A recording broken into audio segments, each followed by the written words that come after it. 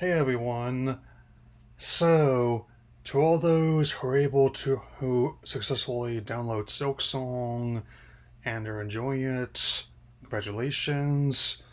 I will likely do so in the near future once the servers are done crashing on all three major console manufacturers and on Steam. I was at least able to wishlist it on PlayStation Switch, which is more than other people are able to do. In the meantime, we got a stealth drop of another her beloved and also highly underrated N64 title, which will be with the company for the first two Turok games, Perfect Dark and Shadow Man, and on this app, presumably more to come. So let's talk about the N64 Classics 17 Plus release. He's he's of Forsaken 64, which was published by Acclaim, I guess as part of the newly reformed company, His Actions, and developed by the frequent collaborators of Warner Entertainment and Probe Entertainment, and the same people who worked on a whole boatload of early Mortal Kombat MEA Jam posts. So let's begin. While I didn't play it that much at the time, I always remembered how striking the cover was. I was seeing it in nearly every video store that had the games we were able to rent or buy. And flipping through the pages of Electronic Game Monthly, Game Pro, and Game Informer. Where welcome back to the full when the last one, fellas. Was but as more time went by, I I definitely some more appreciation for the title, even in those seen as one of the console's hidden gems, um, which definitely he he hopes that that generation was definitely planted the seed of first-person shooters, which definitely took root more and more in the ones that followed. Load. And now that I have tried it, I can definitely say it stands out. Not just for it being an FPS set in the far flung future, but also in terms of its anti gravity mechanics, and especially its pretty creative map designs and weapons, especially in terms of multiplayer here, which I think this really supports it technically as well as locally.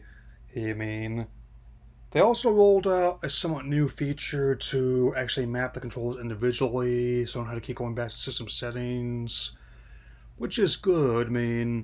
So that makes it easier for some of these titles, and I can get through the first stage no problem, but it's definitely been pressing much more in the second, where you have to plant a bomb inside the area and get out before it goes off, which is not the only game where I played where that happens. Like quite a few Metroid titles have that.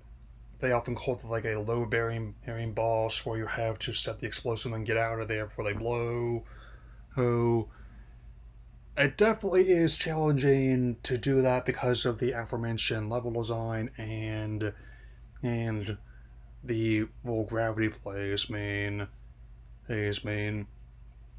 I also definitely say it benefits from the expansion pack with the support right for this built in, which also I'll say like the music is quite good, which makes sense because how the games are always reminding me of like an alternative rock album cover, and also how even allows a bit of voice sampling as well.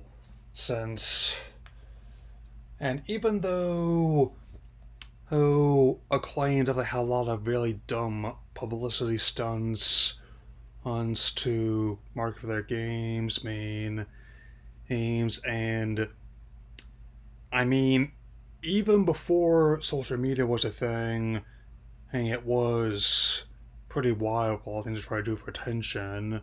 And I can definitely say more often than not, their games were not entirely awful. In fact, a lot of them were actually pretty decent.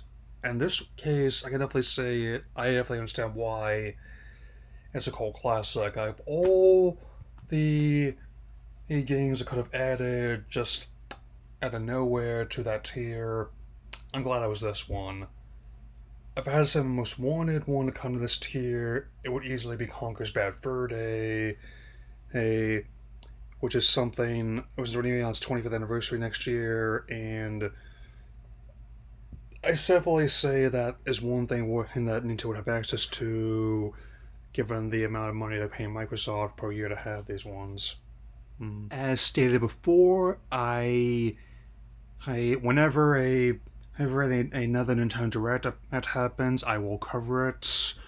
It's amazing. So even though there will not be a video, oh, on on Thursday next week, I will be having ones other days that week, with my main priority still being in, my next one, Ultimate Dreams Vlogs, and finishing some scripted stuff that I've had cooking for a while, especially before my molders come out at the end of the month.